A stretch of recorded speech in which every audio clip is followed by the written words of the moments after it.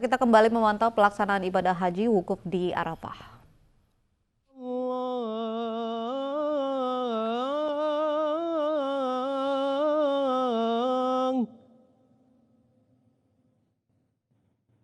Asyhadu anna Muhammadar Rasulullah.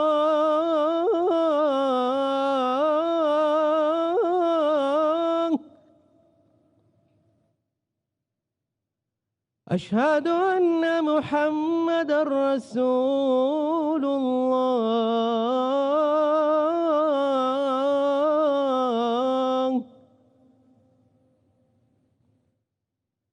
Hayya 'alas salah.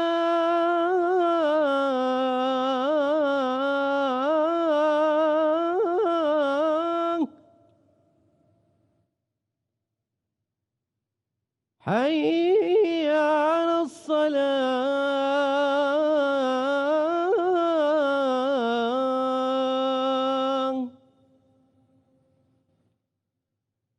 Hayya 'alal falah.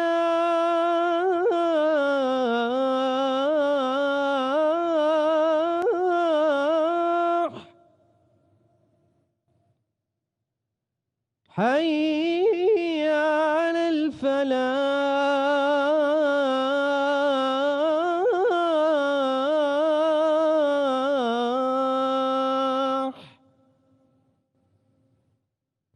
Allahu Akbar, Allahu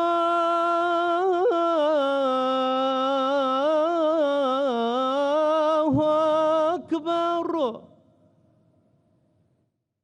La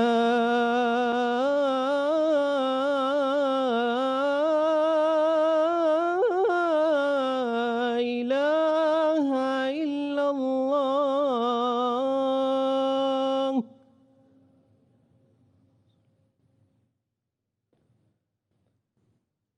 Allahu Akbar, Allahu Akbar. Asyhadu an la ilaha illallah. Asyhadu anna Muhammadar Rasulullah. Hayya 'alas salati, hayya 'alal falah. قد قامت الصلاة قد قامت الصلاة. الله أكبر الله أكبر. لا إله إلا الله.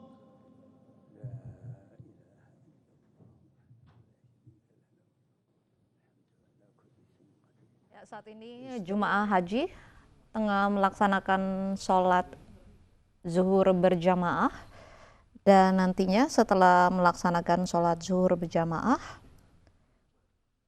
para jemaah haji akan mendengarkan khotbah atau ceramah yang akan diberikan dalam berbagai bahasa sebagai penanda puncak haji. Dan kita sudah terhubung dengan Ustadz Dasat Latif untuk membahas bagaimana pelaksanaan ibadah haji sekaligus jelang Idul Adha di tengah pandemi. Assalamualaikum, selamat sore Pak Ustadz. Waalaikumsalam warahmatullahi wabarakatuh.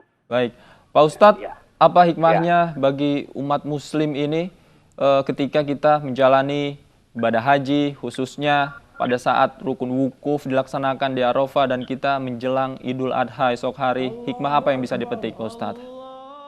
Ya, hikmah pertama tentang pandemik ini bagi kita orang beriman bahwa ternyata kekuasaan dan kemampuan kita tidak ada artinya dibanding kebesaran kekuasaan Allah Subhanahu wa taala.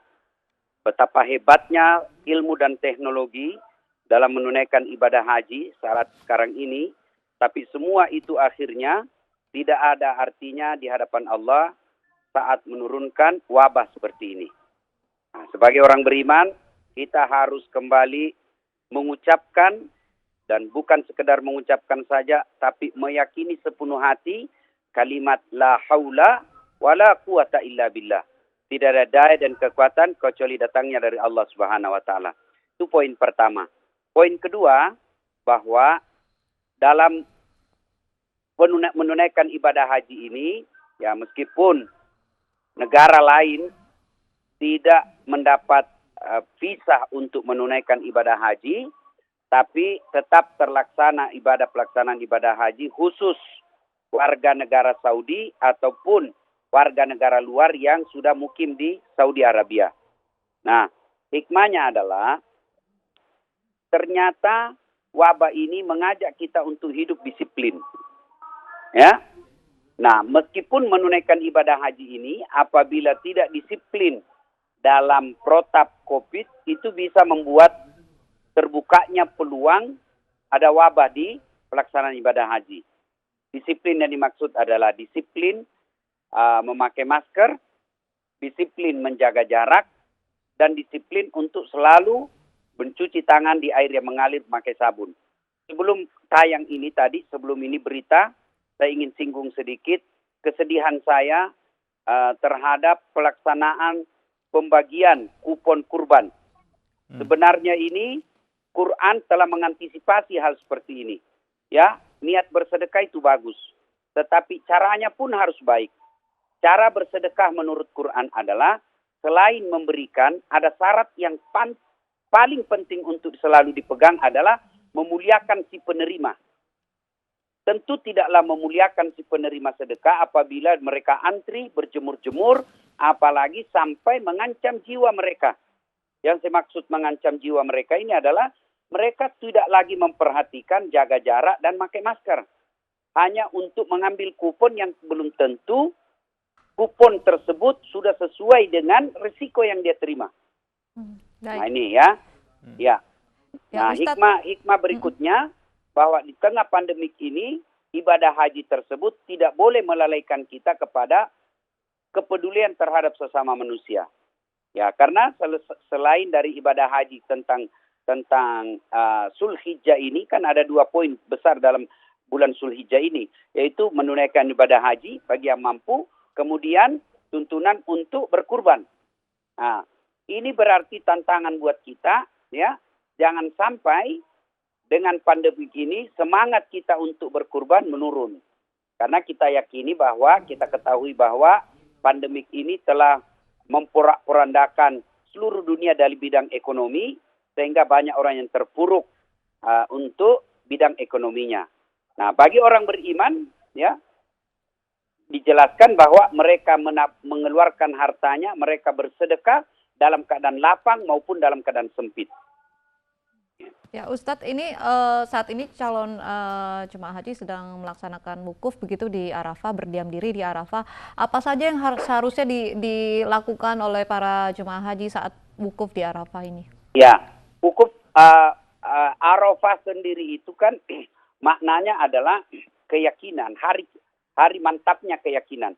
Arafah ini tidak bisa terlepas dari sehari sebelumnya, itu kemarin, yaitu Tarwiyah. Dan 3 hari ini sebenarnya sangat terkait dengan pribadi Ibrahim alaihissalam beserta keluarga. Tanggal 8 Zulhijjah itu kan Ibrahim mimpi. Ibrahim, kau pernah nasar untuk menyembelih anakmu kalau ada anakmu. Sekarang kau punya anak Ismail, sembelih anakmu. Maka tanggal 8 Zulhijjah waktu itu Ibrahim berpikir-pikir. Ya, maka kita sekarang ini berpikir-pikir tanggal 8 Zulhijjah itu disebut hari Tarwiyah atau hari berpikir-pikir. Tanggal 8 Zulhijjah, tanggal 9 Zulhijjah, Ibrahim alaihissalam lalu mimpi lagi dengan mimpi yang sama. Sembelih anakmu. Ibrahim bangun, lalu yakin bahwa ini adalah wahyu, perintah Allah. Maka di hari keyakinan inilah disebut hari Arafah. Maka yakin kita, yakin bahwa kebesaran Allah. Yakin bahwa ini perintah Allah. Yakin bahwa segala sesuatunya adalah hak milik Allah. Segala sesuatunya diketahui Allah.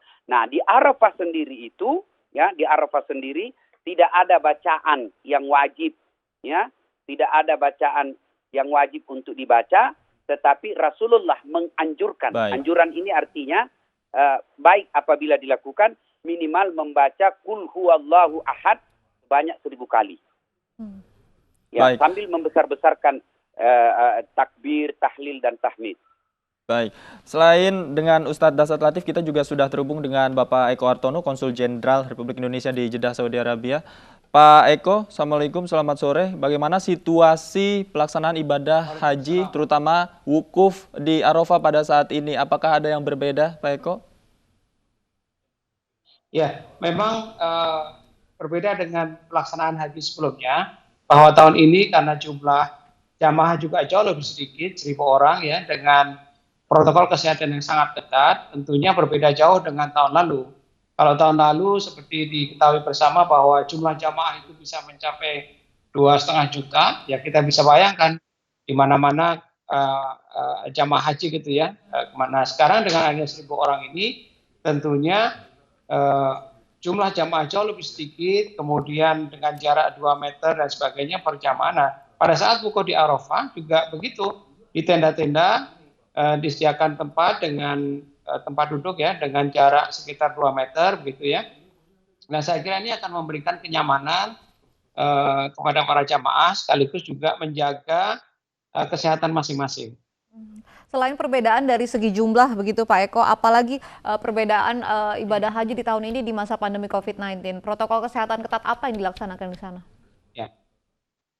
Ya, jadi selain di Arafah juga sebelumnya mereka juga menjalani berbagai prosedur ya para jamaah ini. Jadi sebelum bisa sampaikan bahwa sebelum mereka menginap di hotel di Makkah, mereka juga harus menjalani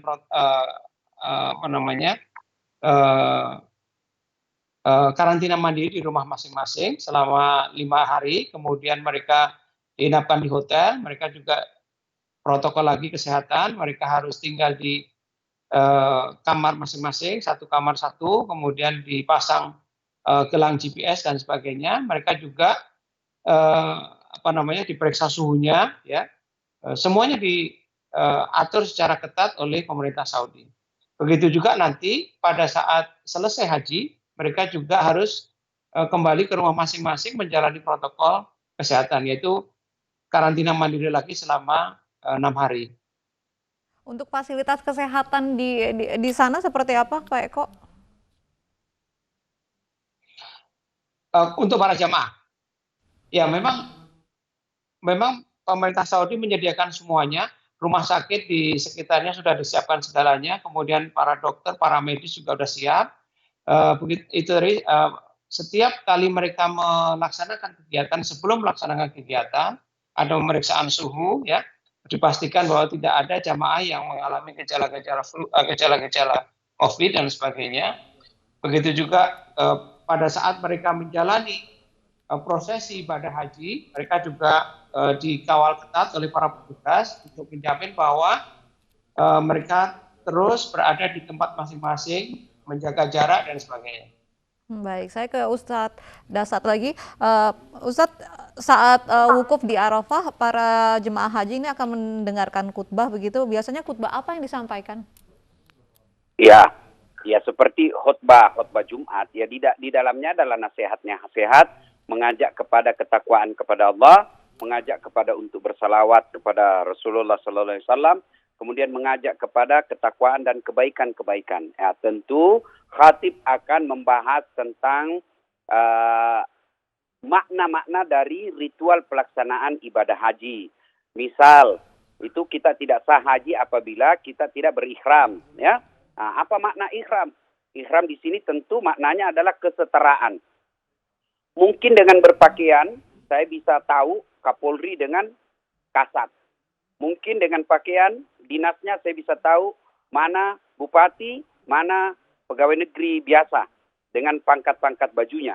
Tapi dengan ikhram tidak bisa lagi dibedakan mana pejabat, mana rakyat biasa. Nah, ini maknanya khatib akan menjelaskan itu, apa makna ikhram.